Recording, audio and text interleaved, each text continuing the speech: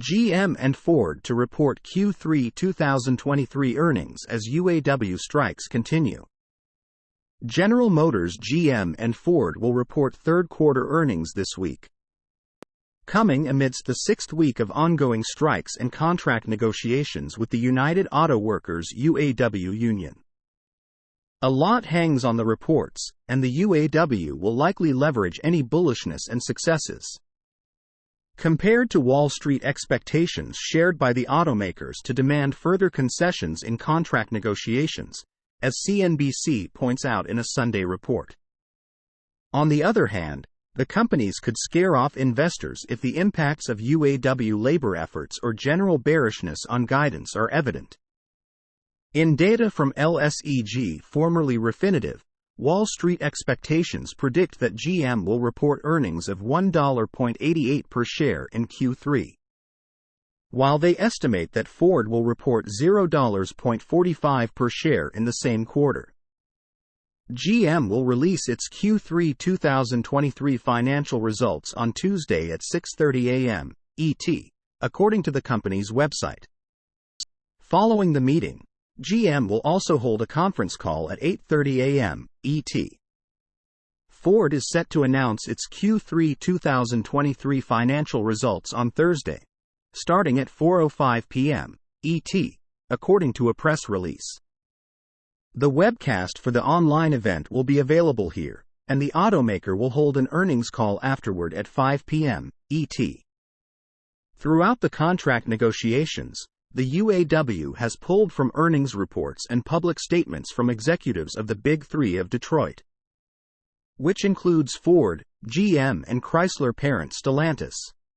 When you're in bargaining, you want to use every piece of news that's in your favor and bring it up and bring it to the public and to the table, says Art Wheaton, Cornell University professor of labor at the Worker Institute. If GM, Ford, and Stellantis are still very profitable for the third quarter, UAW's going to claim that they're being too cheap in bargaining, and they should give us more.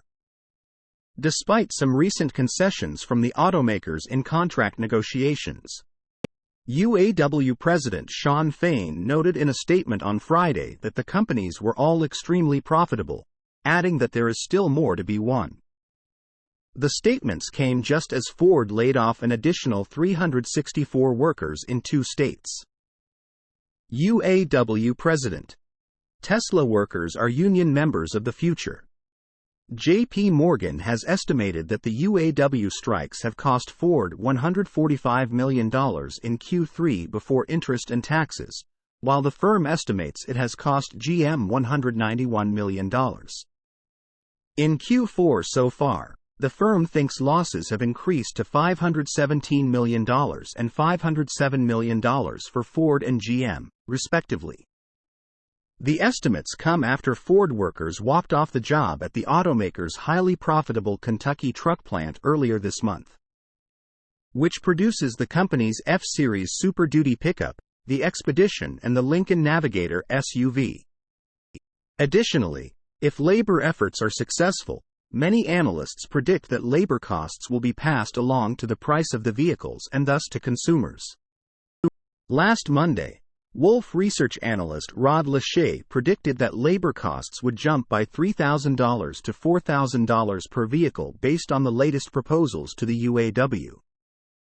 At the same time, he expects competitor costs to increase by $2,500 to $3,000. This could compound other challenges that the OEM's original equipment manufacturers face. Example: competitiveness in batteries, distribution, design, Lachey said. And we also worry that the OEMs may still not fully appreciate the long-term risks associated with UAW's new tack, including bargaining in public, social media, and populism. The automakers appear to be struggling to adjust to this reality. The news comes after Tesla reported its Q3 earnings last week, posting a non-GAAP earnings per share of $0.53, beneath Wall Street expectations of $0.64 per share. Additionally, the non-union automaker posted $23.35 billion in revenue during the quarter, though analysts expected the company to report a revenue of $23.9 billion. Source: reposted and summarized from Zachary Visconti at Teslarati.